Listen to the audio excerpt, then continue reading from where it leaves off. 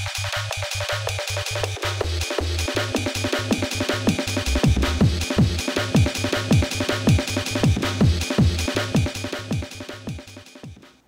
everyone, and welcome back to Canacare GB. Today things are going to get a bit political and probably sweary as I delve into my top 10 reasons to decriminalise cannabis. I'll try to keep each point under a minute because if you're anything like me in my ADHD ways, you probably lost interest 20 seconds ago. And these are in no particular order, but here are the 10 reasons I believe we should decriminalise cannabis in the UK. Number 1. Pain and neurological relief.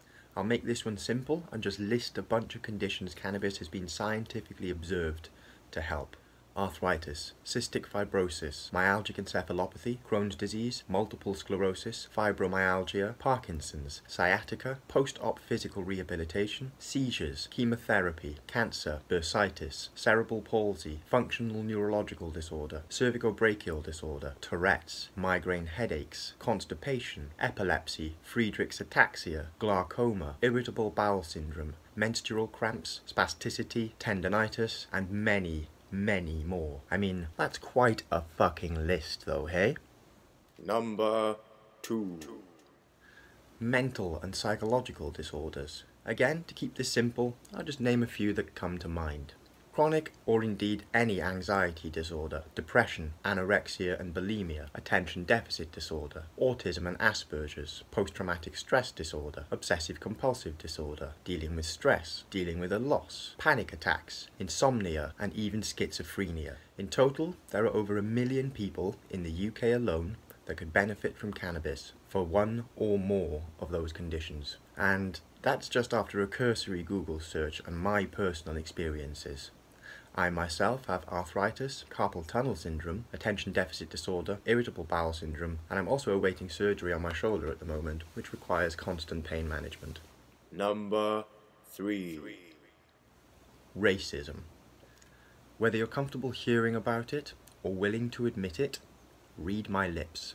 Cannabis policing is fucking racist. The UK has a black population of only 3.3%.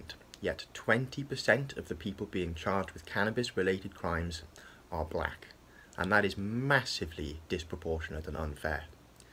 According to figures from the .gov website, the black community does have a slightly elevated drug use percentage to white people, but this is less than a 3% difference, with black men's drug use being at about 14.3% and white men's drug use being at about 11.8%. Recent studies have shown that young black men are 4 times more likely to be stopped and searched for cannabis-related crimes. Not only are black people being targeted in that way, but they're also being handed harsher and longer sentences. This is not just an issue in the UK, and similar figures can be seen in many countries, including the US. Number 4. The policing cost to you, the taxpayer. Now, at the last count, it was estimated that a total 31 million was spent on over 1 million hours of police work, just policing cannabis. Imagine what that time and money could otherwise be spent on. Cannabis is currently a Class B controlled substance, meaning that possession could lead to up to 5 years imprisonment, and growing could lead to 15 years prison time for the more extreme cases or for repeat offenders.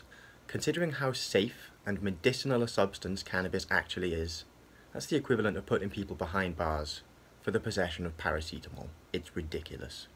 Number 5. Tax revenue.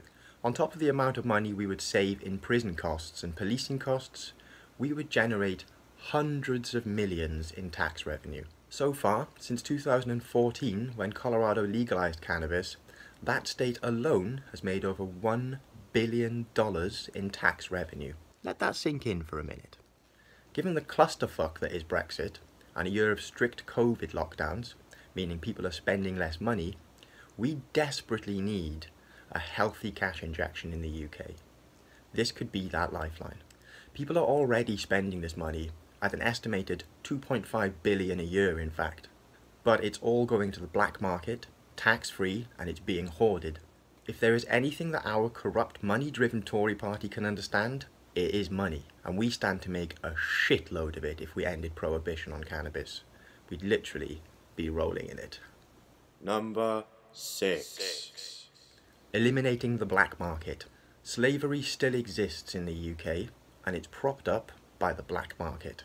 It horrifies me that so many people who are already at risk of prosecution for choosing a more holistic approach to medicating are unwittingly and unwillingly contributing to the horrific and often slave-operated cannabis market. It's no secret that people are smuggled into our country on a daily basis with the promise of a better life, only to be forced into nightmarish working conditions, growing cannabis on a commercial scale.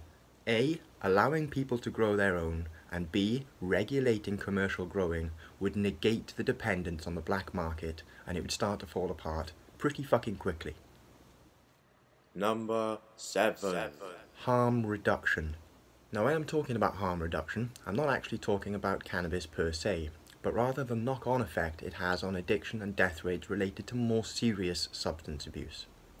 There is a lot of information coming in all the time about how in places where cannabis has been legalised, addiction rates to other, more dangerous drugs have dropped significantly. Alcoholism, lower. Opiate abuse, lower. Cocaine abuse, lower. And deaths relating to these drugs, you guessed it, lower. Now, it might seem like some of these people are just replacing one substance with another. But when you consider no one in the history of cannabis has ever died of a cannabis overdose, it starts to make some sense. Number 8. Woody Harrelson. Literally just Woody Harrelson. He's not even from the UK, but he's Woody fucking Harrelson. And he lives next door to Willie Nelson. I mean, come on. Number 9. Job creation. If we opened just one dispensary in every town in the UK, we would see thousands of jobs being created. And imagine how many dispensaries we'd have in the larger cities like London, Manchester or Cardiff. Not only would these dispensaries employ people, but there would be jobs in farming and cultivation as well. Not to mention all of the merchandising side of things, brand management, distribution, security work, and even website construction. These places would also be less likely to discriminate against people with a criminal record related to cannabis, so it would open up job opportunities for them. Number 10. Recreation. Have I mentioned that cannabis is a relatively safe substance? Oh, I have. Really?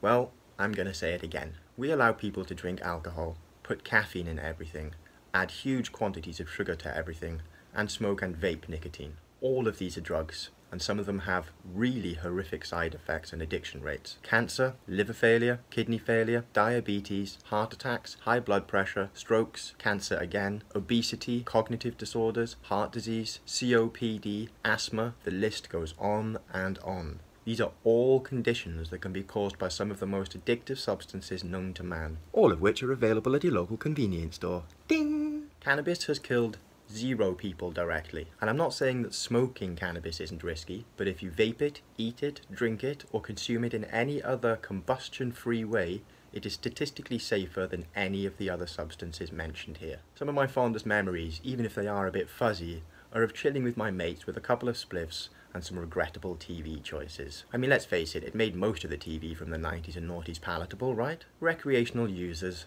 are far less likely to go out and start fights, less likely to cause problems for the police, and pretty much don't move from their couch. Cannabis has also influenced music, art, film, literature, religion, and culture since the dawn of peoplekind. So there you have it. 10 pretty compelling reasons to legalise cannabis. We have lived with cannabis for millennia before prohibition made it illegal. And even though they have tried to stop us from using it, they never will. It's time to admit that they are fighting a losing battle and just accept the fact that cannabis users are here to stay, and no amount of illegality is going to change that. And there we go. Thank you for watching. I hope this made some sense to some of you. Take care.